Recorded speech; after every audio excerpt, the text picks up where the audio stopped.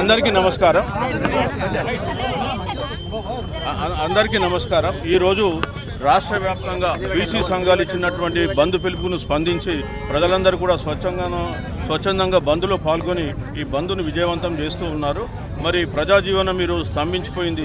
మరి బీసీలలో నిద్రాణమై ఉన్నటువంటి ఈ కాంక్ష 42% రిజర్వేషన్కు ఎంత కాంక్ష వాళ్ళలో ఉందో అది ఈరోజు మనకు బయటకు రావడం జరిగింది.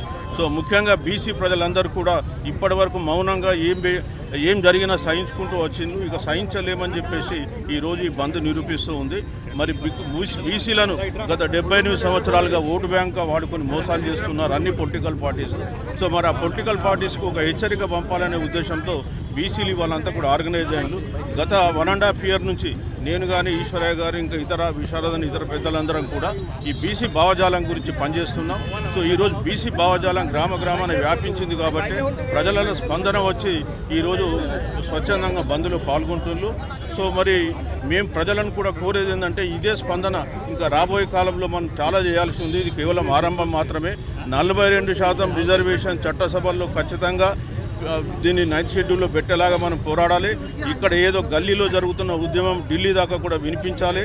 ఢిల్లీ ప్రభుత్వం కదిలి రావాలి, 9th షెడ్యూల్లో పెట్టాలి. అదేవిధంగా మేమెంతో మాకంతా వాటా అన్ని రంగాల్లో రావాలి. రాజకీయ రంగంలో కూడా రేపు రాబోయే కాలంలో బీసీలకు సీట్లు ఇస్తేనే రాజకీయ పార్టీలకు మనుగడ ఉంటుందని చెప్పేసి కూడా తెలియజేస్తున్నాం. ఈ 3 పార్టీలు కూడా మోసపూరిత పార్టీలే.